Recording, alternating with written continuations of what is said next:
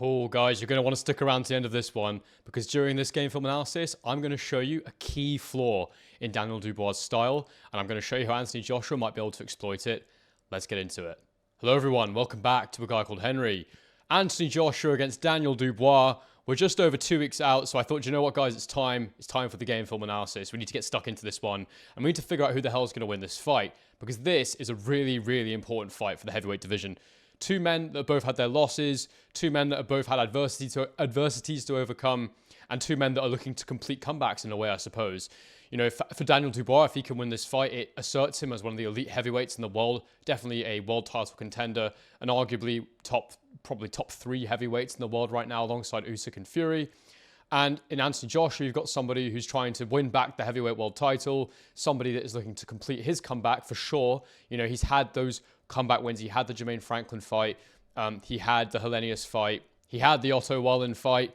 He had the Francis Ngannou fight, which we all thought at the time was going to be a gimmick, but then we found out, actually, no, Ngannou actually can box. He's actually decent. And we saw some things in that fight from AJ that made me very, very hopeful and optimistic. I know it was Ngannou, but believe me when I say, guys, I think there was a lot to learn about AJ in that performance. So in today's video, guys, we're going to be looking at game film of both fighters. I'm going to be looking at both of their most recent fights because I actually think, looking at both of their box recs, I don't think there's actually better fights for us to look at, really. Because the problem with these two men is that they've both evolved. I want to look at a counter-punching performance from AJ against a man who's big and strong, like Ngannou, similar to Dubois in that sense. And for Dubois, I want to look at somebody who is a more elite level boxer, because to be honest with you, when you look at his resume, he's not fought that many high level boxers. He fought Joe Joyce, but the way that Joe Joyce went about the job is nothing like how I see AJ going about the job. And indeed, his loss to Usyk, again, that's not how AJ boxes at all. So I don't see much value in looking at those fights. And stick around to the end, guys, because I'm going to be making my predictions for this fight towards the end of this video. Once we've gone over everything, I'm then going to stick my neck out on the line. I'm going to make a call. I'm going to try and be quite specific about how I think the fight will play out. Please like the video if you enjoy this. Subscribe to my channel, A Guy Called Henry. Get your thoughts in the comments below. Without further ado, let's get into the video. Now, the first thing that I want to draw your attention to here, guys, in this Dubois-Hrgovic fight is the way that Daniel Dubois was defensively very, very leaky, and Hrgovic was able to find a variety of ways of landing shots on Dubois, specifically the right hand. Now, this has been talked about a lot by a lot of people before this fight, was how easy Hrgovic found it to land the right hand on Dubois. And I mean, it really was ridiculously easy to land it on him. And quite worrying if you're Daniel Dubois, because we know AJ has massive punching power.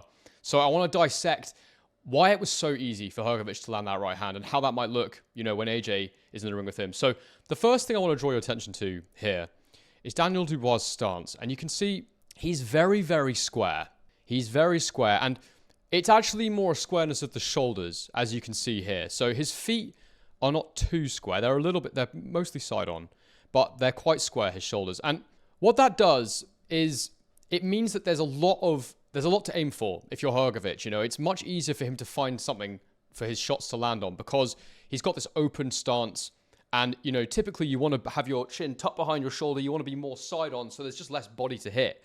But because he's like this, it means he's got lots to aim for, Hrgovic. The other thing that it means, if you're Daniel Dubois, is it shortens the distance that your right hand has to travel. And indeed, it takes your jab slightly further away. So what that means is you can throw a really nice power jab. And that's something we'll get into in a bit, because Dubois does have some very good tools, and we will assess them. However, we'll go back to this for now. So you can see he's very square. You can see his feet are mostly side on. And you see Hrgovic is carrying his hands very low, whereas Daniel Dubois has his up. So you would think here, in this position, that Dubois would be able to catch the shots. So as you can see, Hrgovic takes a step forward. He sort of bounces into range here. And if I just stop it there, you'll see he's got his foot nice and close, so he's nicely in range now. And I suppose the worrying thing, if you're a fan of Daniel Dubois, is the way he reacts here, which is that he doesn't react. You know, as Hrgovic comes into range, he sort of leans forward slightly. And I think the thing here is you kind of want a reaction. You know, he's come into your space. Either now you need to throw a shot, or you need to move, or you need to have a nice tight guard at the very least. And Dubois' lead hand is here. And he's got his backhand nice and tight to his face. But one thing you'll notice about Dubois in this fight is that his guard is very loose. So if we play it forward here, Hrgovic lands the jab, goes straight through Dubois' guard.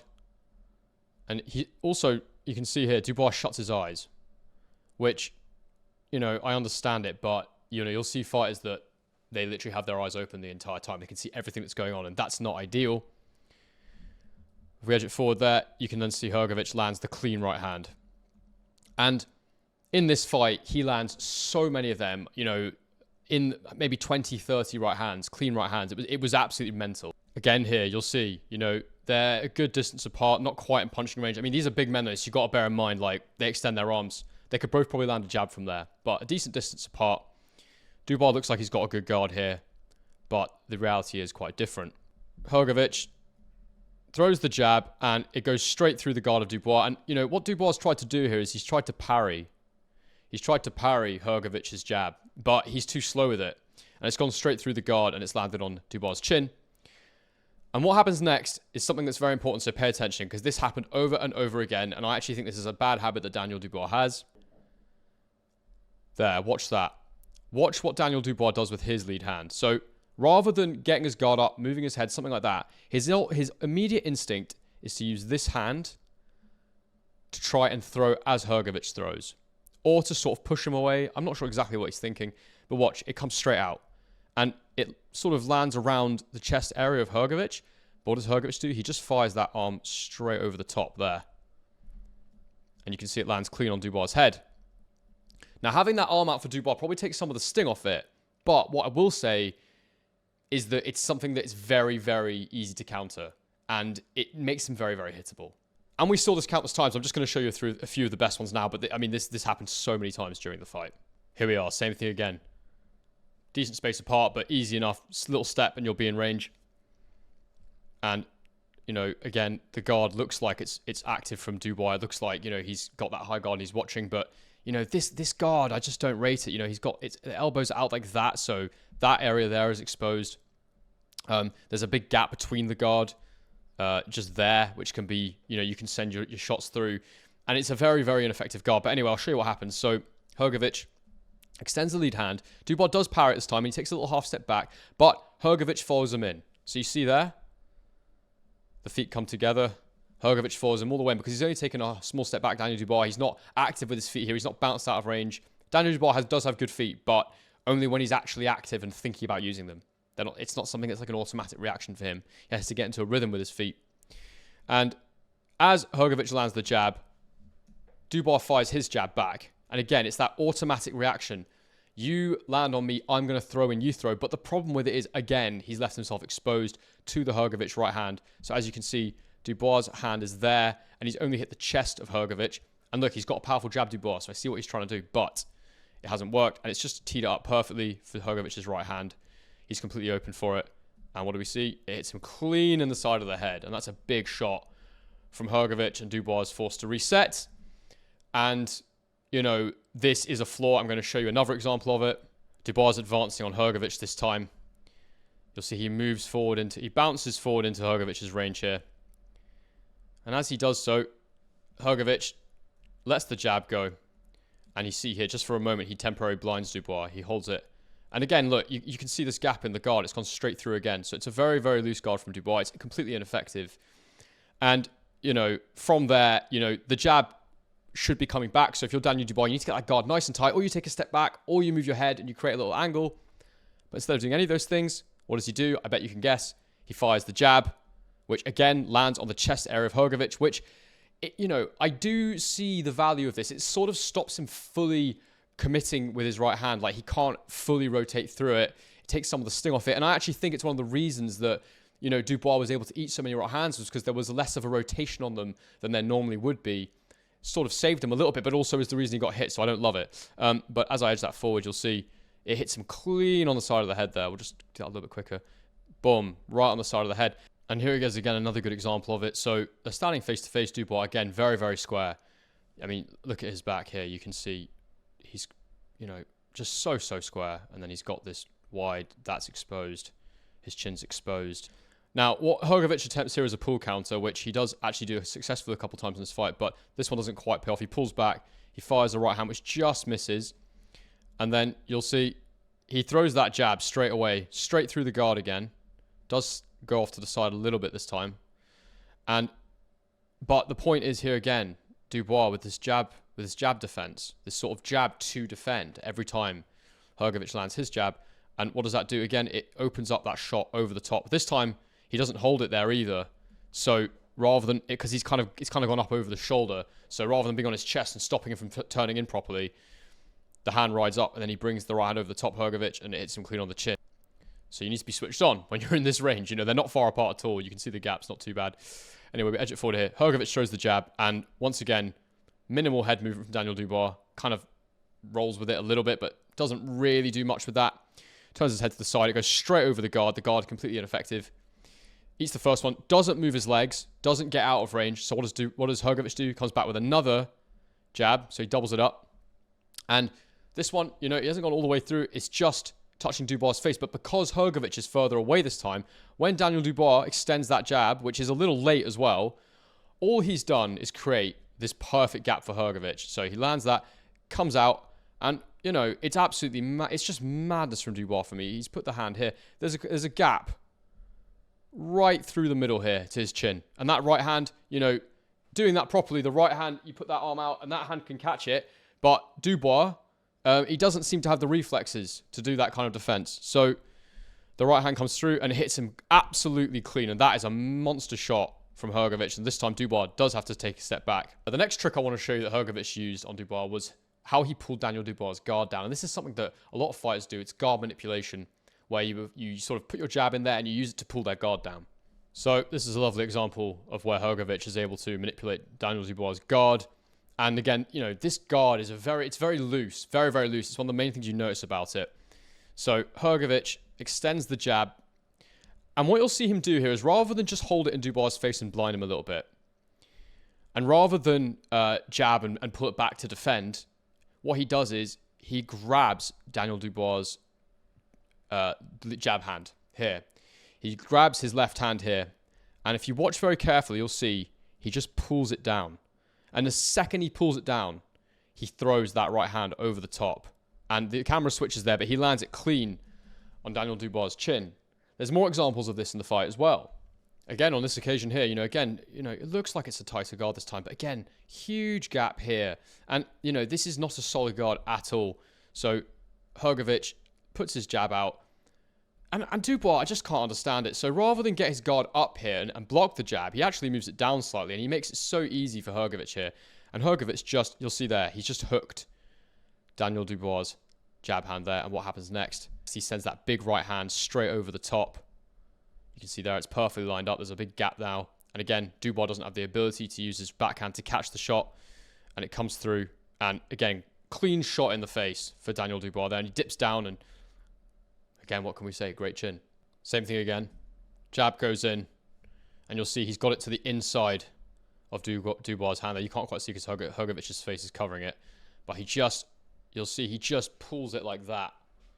There you go. That's the moment there. You can just see it there. That's Dubois' lead hand that he's just smacked out the way. You can see Dubois tried to get his right hand, his backhand, over his face there.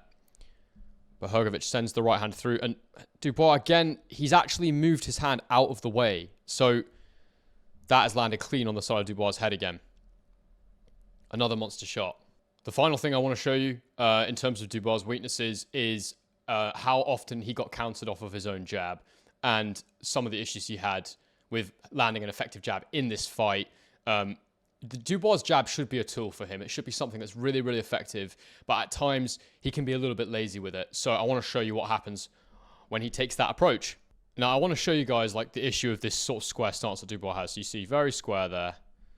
And again, same thing. His hands are almost in an even position. You can see the other hand is coming up there. His hands are almost in an even position. So normally, you have, your stance will be like that. Rather than like this, you have one hand will be closer, your lead hand. And there are advantages to this in terms of attack. I've already shown you the problems defensively. You can see the gap there. But let me just show you here.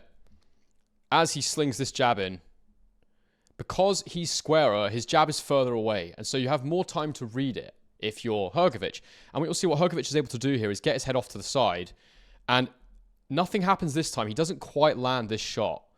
Dubois has his glove up anyway. If he'd just been a bit closer or thrown it a bit harder, he might have done some damage. But he's able to get his head off to the side and throw a counter there. And that's a warning sign. And there were moments in this fight where he actually was able to land effective counters off of the Dubois jab. Now, we mentioned that pull counter a moment ago. And the pull counter is something that, I think it's a really nice counter shot. And again, when someone Has the kind of stance that Dubois has. Again, very, very square shoulders. Feet not square, but, you know, it means that lead hand's a little further away than it could be.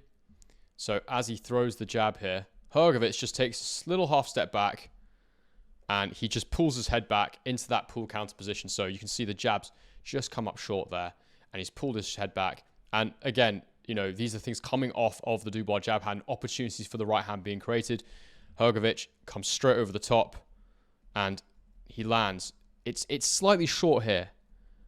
Dubois just manages to turn away from it. I think it maybe clips his chin a little, but you can see the idea here for Hrgović. Pulls back, immediately fires the right hand over it, just clips Dubois, but nothing too powerful there, and he covers up.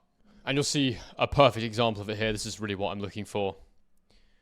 So Dubois goes with that jab, and Hrgović just pulls back, and you can see inch perfect from Hrgović.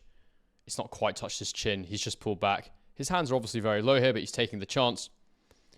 And as Dubois brings that hand back, you know, it's one of them. It's so confusing to me with him because he does bring the hand back to his chin, but it's just completely ineffective as a guard. And he brings it back, and Hrgović immediately fires that counter shot, and it hits him clean on the chin that time. And it's a really nice pull counter shot there from Hrgović, and Dubois has to take a step back. So we're going to be coming back to this fight in a little bit to take a look at some of the things that Dubois did well. But now I want to take a look at AJ against Ngannou, and I'm going to show you some of the things he was able to do against Francis Ngannou that I think might come to fruition when he fights Daniel Dubois. Now, this fight, as you probably know, did not last long. It was only a couple of rounds. AJ completely destroys Ngannou in this fight, but I want to look at how he did it because I actually don't think Ngannou is as bad of a boxer as everyone made him out to be. I think he legitimately gave Fury troubles. I mean, it was an unfit Fury, but, you know, Ngannou against an average level heavyweight, what would he do? I think he'd do okay, and I actually think he probably is a sort of top 15 heavyweight, potentially. So I want to take a look at this, and it's a bold statement, I know, a statement I know it is, but let's say top 20. I'd comfortably say he's a top 20 heavyweight for me, based on what I've seen. I think he can box a little bit, but he's basic, he's raw, but his brute physicality I think can get him through. Don't forget, you know, someone like Wilder, you know, he started when he was old, and he had very limited boxing ability, so athleticism at heavyweight can take you a very long way.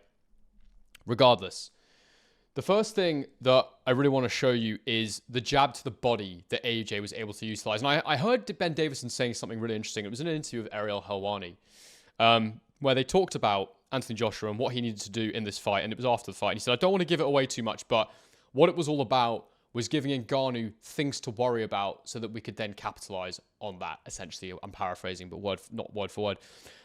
It's not a word for word quote, but that's essentially what he said. And I believe the thing he was talking about there was shots to the body. Because you'll then see AJ go into a rhythm of feinting and manipulating mistakes out of Ngannou and then ultimately taking him out. So I'm going to show you here a few examples of the AJ jab to the body. You'll notice the first bell goes, and before you know it, the camera has to switch very quickly because the first thing AJ does in this fight is fire a jab straight down to Ngannou's body. And Ngannou does parry it. It sort of lands low, but Ngannou catches that there. You can see AJ fires in that jab, and Ngannou straight away parries it down. And it kind of lands low. And then AJ pulls out.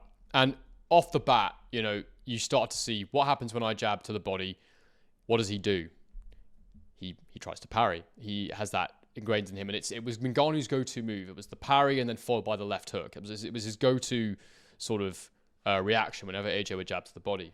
This is a really nice example here of AJ jabbing to the body, and AJ doing a good job of getting his head slightly off the center line here. So as he comes in, he draws that jab from Ngannou, and he gets his head off to the side. And as he does that, he lands this jab to the body here. And you can see Ngannou's arm has gone straight over the top of AJ's head because AJ's been able to get it off to the side there. And that is something that I think could be really effective. You know, firstly, it's good to see someone working off someone else's jab. You know, Ngannou's got a very long jab, but it could be a little lackadaisical at times. It wasn't a very, very fast jab. And AJ's landed a really powerful shot to the body there. Again, here you'll see the same thing. AJ lines it up. He loads his legs. You see this little dip he does here. This is quite important because you'll see in a minute the way he feints. You can see his legs are sort of slightly bent there. He does a little dip to activate that body shot, giving a clear indication of what he's going to do. But actually it plays in his favor when he decides to feint. And you'll see he fires that in low. And it's a clean shot, and then he's able to get his head out of the way just in time to avoid that Ngannou lead hand. It does sort of almost catch AJ there a little bit on the face, but nothing too crazy. AJ pulls out again. It's another clean shot to the body. Good gap between them. And that was something AJ did well in this fight. He maintained the distance really well using his legs, and he used his legs beautifully in this fight. What you'll see here, just a little dip. There you go, dip. He made a very deliberate step, and then what does Ngannou do? He goes for the parry instantly, which shows you it's sort of muscle memory. It's not an actual reaction to what's coming. It's more, I think he's going to throw low, therefore I'm going to parry the lead hand. Another example here, this time Ngannou goes with the automatic left hook. So nothing doing there. Just that little dip of the legs. Ngannou goes for a left hook. AJ just pulls back ever so slightly. So these feints, they create indecision. They create little moments of indecision in the opposition, little reactions, and you start to be able to predict what they're going to do when you do certain things. Once again here, watch, little dip, and watch Ngannou instantly throws that hand down. So little dip from AJ activates the dip from Ngannou. And so you can just see he's always looking to parry, which, it's always going to create opportunities. And something that you just saw AJ did there, he would often jab Ngannou's backhand and it would hold it in position, keep it tamed essentially. Something Fury did very well against Deontay Wilder was jabbing that backhand and making sure it wasn't active. He couldn't use it because he's constantly jabbing it. And final example, I want to show you this again. Watch AJ here. Little dip, as if he's going to the body. And what does Ngannou do? He puts his arms out like that. So look at the situations you can create with just a little dip of the legs, a little feint. You're trying to open someone up defensively. His chin's right there. His hands are out, flailing out in front of him. There's no defense there. If AJ, gets his attack right, gets his timing right, there's nothing there. Another thing that AJ did really well in this fight was he defended with his feet. So he was constantly moving. I'm not going to show in here because it's very boring to watch, but his first line of defense in this fight was using his legs to just get out of range, basically. And in doing so, he controlled that distance, he controlled that gap. And if you're a good counterpuncher, the number one thing that you want is space. You want space in front of you so that the person you're fighting has to cover ground to get to you, to land their shots. If they're doing that, you've got more time to read how they're going to try and attack you and therefore make them miss and therefore make them pay. So we're going to look now at some of the counters AJ landed in this fight. You can see the gap between them here, probably on the edge of one another's range. They're quite far away. Guard-wise, Joshua's hands are in a perfect position for counterpunching. And when I look at counterpunchers, I always, when they're ready to go, ideally their hands are in an active position. So they're not super low. They're not super high in a high guard. Ideally, they're just around the chin area, but they're relaxed. So they could, what they're doing, they could become a guard, they could become a shot. There's a variety of different things you can do with your hands from that position. All options are available to you at high speed. And Ngannou, on the other hand, his hands are kind of a bit further away from his body here. And this was a feature of him, hands further away, high guard, just not really there. Not dissimilar from Dubois, to be honest. Leaky high guard, not tight. As I edit forward here, you'll see what happens. So Ngannou throws this jab, and AJ's been measuring this jab the whole fight. He's become more and more comfortable with the range of it. So he pours it out, and AJ basically here, he dips under the lead hand, as you can see. So he's watching it. He dips under. He takes his head slightly off to the side. And just like we've seen with Dubois, his hand's over the top here. And as a result of that, and look, this backhand here, useless. Good for defending against the left hook. But really, if you're going to do that, then I would be having it in front of his chin over here. I would move his backhand too. I'm just kind of trying to draw where his glove could be. I'd have it more like that. Andre Ward sort of style. Because once that jab's gone out, if you're not bringing it back quickly, you've not got any protection for your chin. And you'll see here Ngannou doesn't bring it back quickly. AJ gets to the side, and what does he do? You'll see here Ngannou, he brings that lead hand back low rather than bring it back to his chin. This hand isn't in a good enough position. And AJ lands a monster right hand on Ngannou's chin. You can just see it turns it through the shot here. Right through Ngannou's chin there. And they end up holding each other. But that was the first warning sign for Ngannou. That was the first really big shot AJ landed after the first knockdown, of course. But this was the first, I watched it and I was like, damn, that's a serious warning sign because now he's starting to counter him. It's not just a lapse of concentration or defensive weakness. It wasn't, that right hand was so easy for AJ to land when Ngannou was in southpaw. This was the first one where I went, damn, he's dialed in here. He's made him miss with that jab. He's made him pay. And this counter shot is probably the most significant of them all. This is the one that, sent him on his way to being knocked out. So same thing again. I was talking before about space. When you're a counterpuncher, you want space. There's a really good gap between them right now. And, you know, for Ngannou to land something in this position here that AJ's holding, he's going to have to extend. He's going to have to lunge because AJ's much more active with his feet. He's got quick feet. You know, he used them really well. He used his athletic legs really well in this fight. Ngannou knows to land on AJ, he's going to have to take a bit of a lunge here. So what does he do? He takes a big step and overextends. So, you see, it's not a massive step, but it's enough of a step, and it widens his stance. So there you go. His stance goes from this wide apart, you'll see where it ends up, to that wide apart. So it pretty much doubles. It pretty much doubles the width of his legs. And when you widen your stance like that, it means you can't make adjustments as quickly to your feet. If you get caught off balance, it's much, much harder. So he's already in a bit of a compromised position by reaching for it like that. So he reaches with the jab here. And because he's reached from distance, as I say, AJ's got time to read it. And what does he do? He just braces himself. He dips his legs. And because it's right on the edge of range for Ngannou, he actually does take it in the face here a little bit, Joshua. But you're willing to do that because you know once that arm is fully extended and he's fully committed, AJ now knows what Ngannou does defensively. And his hand does not go back to his chin. So you'll see here, as Ngannou's hand comes back, it's right there. It's low. It's in a terrible position. And their feet are on top of one another, basically. And so he's going to take the full blow of this shot. And you'll see there AJ lands a monster right hand. And Ngannou has to go to the floor. I mean, he doesn't have a choice. I say it like he took a knee. Ngannou takes a massive knockdown. And that's an outrageous counter shot there from AJ. And you can see the way that, you know, he's baited Ngannou into throwing these jabs, into throwing these shots. He's maintained the distance, maintained the gap. And he read Ngannou's jab very well. And if Daniel Dubois decides to throw those sloppy jabs, some of the sloppy jabs he threw against Hrgović, I'm sure AJ will punish them. I'm sure he will. And, you know, it'll be very interesting to see if he's able to maintain a gap with Dubois. You know, Dubois got very good feet himself, and I'll show you that in a bit. But, you know, if he can maintain that gap with Dubois, I have no doubt counter-punching opportunities will come off that jab. Likewise, I believe that AJ will be able to bait Daniel Dubois into throwing that defensive jab. We'll take a quick look at the finish here. Nothing fancy about this, guys. You know, AJ comes forward here, and Ngannou's pretty much out of it. And he just explodes, dips his legs and explodes. And actually, you can see that this is a position we might expect to see Daniel Dubois end up in, where AJ's coming forward here.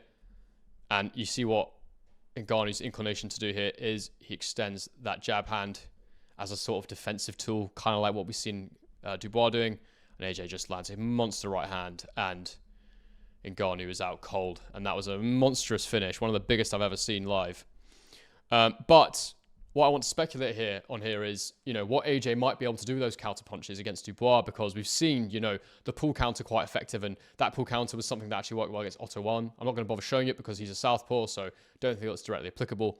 But AJ used that well against Wallin.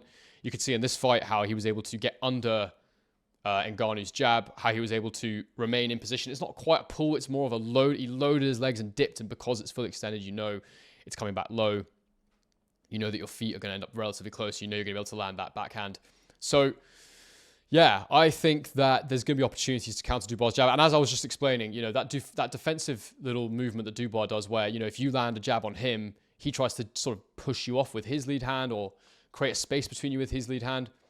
I could definitely see AJ feinting him, creating that moment in Dubois where he thinks AJ's going to jab and probably draw out that automatic jab. Now, I don't know if Dubois throws it because you've touched him. I'd speculate that might be why, but if he doesn't, you know, it's definitely worth AJ feinting, lots of feints with his own jab to see if Dubois will extend it lazily. And if he does, then that right hand over the top is going to be there. And you're seeing the way AJ punches through the man here. It's very different from Hrgovic's mechanics. Hrgović, you know, he sort of, I didn't show you, but he sort of lifts his foot off the floor when he throws his backhand. So it's not as powerful. I also think that foot defense will work really well. The next thing I want to move into, I want to go back to that Hrgović fight now, guys, because you know what? Dubois did win that fight, and it's important to look at how he won that fight. And thinking about that fight, how it might play into some of the issues AJ's had over the past. You know, what are Anthony Joshua's weaknesses? there's a whole back catalogue of Anthony Joshua, and it's difficult to assess him right now because he's had some really good wins recently, but we've been against guys where we're either not sure where they're at or we know they're B-level opposition. So we don't know where he's at. But in the past, what has caused Anthony Joshua to lose? It's been gassing out because his sort of go-to attack used to be blitz guys, not so much nuance, definitely not counter-punching most of the time. It was just, I'm going to go into this sort of like Super Saiyan mode. I'm going to wipe you out with pure athleticism and physicality. And so he'd gas, and then it would take him a few rounds to recover. We saw against Dillian Whyte. We saw against Vladimir Klitschko. Luckily, in those fights, he was able to come through. But the Andrew Ruiz fight, for example, he knocked him down, and then he tried to go for the finish, gassed, got caught, and he never recovered. And, Ruiz got the win there. Similarly, well, not so similarly, but in those Usyk fights as well, he couldn't maintain that pace, and fair enough, not many can keep up with Usyk. He sets a ridiculous pace. And actually, I thought Anthony Joshua showed improved stamina and cardio in those fights. I thought he did well to match Usyk's punch output, but Usyk just too good, of course. But what I will say is, historically, he's gassed out when a high pace has been set. And so that is something that I think Dubois can do. He can look to push the pace. And that was how he got the win against Hrgović. When you watch that fight back, Dubois did not have loads of success. When he did land, he landed well with great power. But ultimately, Hrgović was winning most of those rounds. And it was only right at the end that Dubois got on top and beat Hrgović.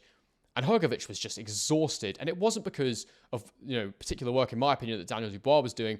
Dubois wasn't really working him to the body much. Dubois wasn't doing a great deal that I would have thought would have slowed Hrgović down. He definitely used his head a fair amount. But what I really saw in there was someone who was gassed. So something that's going to be key for Dubois here is, can he win that lead hand battle against AJ? And can he, give AJ cause to be, second guessing what he does? I think that AJ is going to maintain the distance well, but you can see here, Hrgović throws this jab. And, the thing about AJ in that Ngannou fight was he would jab and then he'd use his legs to get out again very quickly.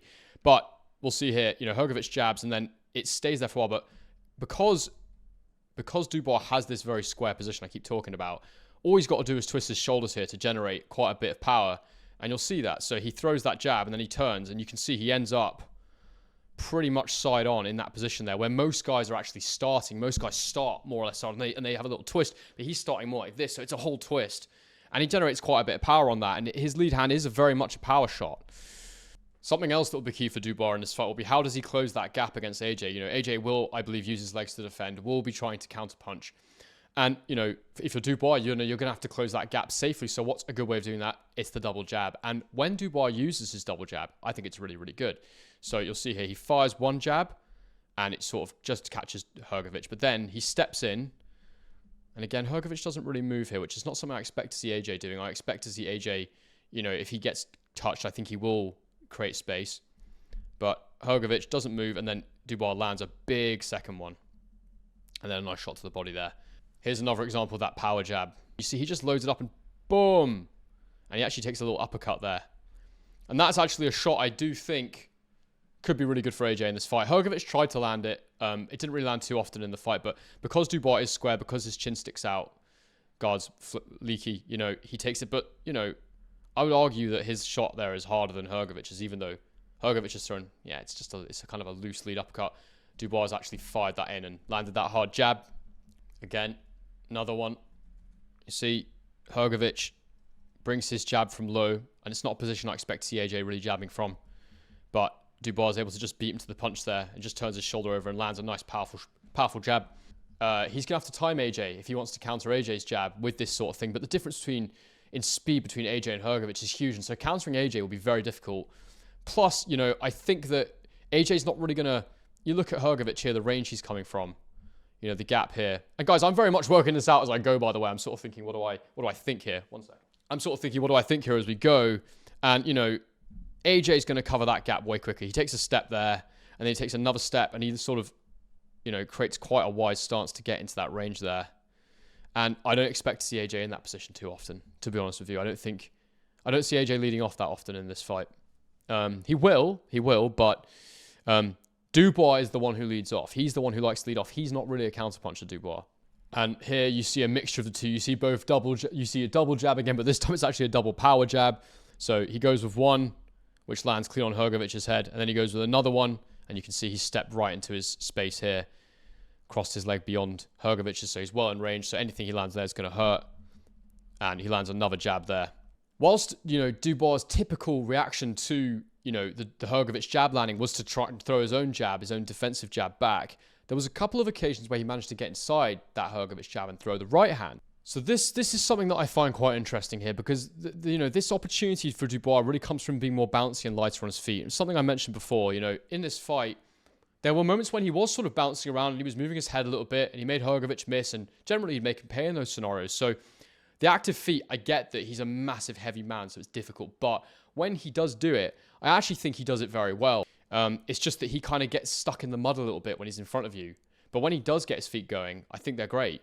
And, to have active feet against AJ, especially early on, he's going to want to take AJ into the later rounds, just like he did against Hrgović, let his superior, gas tank show. Those active feet are going to be essential. And I think that the problem with Dubois is I'd say that his feet aren't reactive defensively. That's the problem. But when he's in that mode of bouncing around, he's okay. So you'll see here, he lands a jab, and then he's just sort of bouncing. He's bouncing. And because he's light on his feet here, he's able to get his head off the center line. So he's light on his feet, and you'll see, just as Hrgović goes with this jab here, Dubois is like, I'm going to bring the right hand into play. So what he does is he gets his head off to the side. And because he does that, Hrgovic's right hand's gone straight past his head there. So that's missing completely. And it brings Dubois' right hand into play. Because Hrgovic's hand is away from his chin, Dubois' right hand will be somewhere around here. And that is lined up straight over the top of Hrgovic's extended jab. So what does he do? He throws it and he hits him clean in the face there. And that's actually really nice stuff. And it's when he's in that mode of moving and being lighter on his feet and, getting his head off the center line. And one of the issues I have with him is, there's been great fighters that are very square. Mike Tyson is the first one that comes to mind. Very square, but, he's using amazing head movement and dipping of the legs and stuff. And for me, Dubois, if he wants to be that square, he's got to be in that mode of bouncing with his legs. Otherwise, I want to see him more side on, personally. I think he'd be defensively better. Watch Dubois here. Walks into range. Little dip. He's light. In that, just that little dip, it makes him bouncy. It makes him twitchy, and it makes him just better at moving his head. You have to bend your knees to move your head. You can't be static. Some guys, they have their stance is already very wide and they can pull back and things like that. But if you're in a normal width of stance, you bend your knees. So he bends his knees and, he takes a little bounce. You can see bouncing. And just as he's bouncing, Hrgović tries to jab him. He flicks it up and Daniel Dubois just bounces off to the side, gets his head to the side, and it's exactly the same thing again. Hrgović has got that arm extended. And Dubois is thinking about one thing, and that is, how do I deliver my right hand to your chin? And watch here. He throws it over the top, and he hits him clean on the chin again. And, again, it's that bouncy mode. It's that mode he goes into. And, there's, if you go and watch the fight, you'll see it, guys. There was moments where he was bouncing around. There was a good moment where he sort of... in fact, I'll show you it. Hrgović throws the jab. Dubois slips it. Bouncing, moving around. And then you'll see this time, as Hrgović jabs, Dubois throws his jab, it hits Hrgovic's chest, and then he lands a big right hand. And when that jab defense thing that he tries to do works, it's when he's been lighter on his feet because he's harder to hit. When he's standing still and he does it, it's not a good look for him. So really, really important that he doesn't just stand static in the pocket, because that's when he gets hit with those clean right hands. If he's going to do that, he's got to fight a little bit differently. He's got to go into a different style in that static stance, in my opinion. But overall, guys, I'm going to have to pick a winner here because that's what we're going to do. I think that Anthony Joshua will win this fight by knockout, and I think he's going to do it within the first 5 rounds. I think that Dubois is just too leaky, and I think that AJ is going to hit him clean. I think he makes too many mistakes. Dubois, I think he's got too many flaws in his game, too many bad habits that will be easy for AJ to draw out, unless he comes in there and fights a very disciplined fight, but I can't see it happening. Honestly, I don't really think he's improved defensively much at all since the Joe Joyce fight. I just think he's been in there with guys who couldn't really do much with him because, they were smaller in stature or whatever. Much harder to hit a bigger man. If you're not really explosive. Obviously, Usyk beat him as well, but Usyk's an elite level technician. But I don't think we've really seen Dubois in there with anyone with that long jab and then the long right hand. And I really see him taking some monster shots off AJ. I think that, I think Dubois will want to take this into the later rounds if possible. I think we'll see him bouncing around a lot in those opening rounds, trying to make sure he's not getting countered, not making mistakes. But I believe that he won't be able to bounce for too long. I don't think he could do that at his size. And so inevitably, he's going to have to sit down on his feet, and that's when we'll see his leaky guard come into play. AJ trying to coax those defensive mistakes. and I see him landing something devastating on Dubois, and I think it's going to be a serious knockout win for AJ if I'm going to predict it here. And as I say, inside 5 rounds. But guys, what do you think? What's your prediction for this fight? How do you see it going? Do you think that do you agree with my assessment? Do you think that's the way the two men can win? Do you see more from Dubois than I do? Do you think that AJ has, now rebuilt himself to the point where he can go in there and box as an elite level counterpuncher and take a guy out? Do you believe that? Because I think that's the way I'm leaning right now. I want to hear what you think about this. So get your comments in the comments section below. Please like the video. Please subscribe to my channel. I've also got a Patreon now. So obviously this channel's not making a whole lot of money, guys. I'm obviously not doing these for anything. So if you do want to support me, I'd love that. That'd be amazing. So you can go and subscribe to my Patreon account. I think I've got a tier for like $3 a month. You don't get anything other than the fact I'm going to be able to keep going. So if you want to show me some support, that'd be lovely. Thanks very much for watching this one to the end if you have, guys. And on to the next one.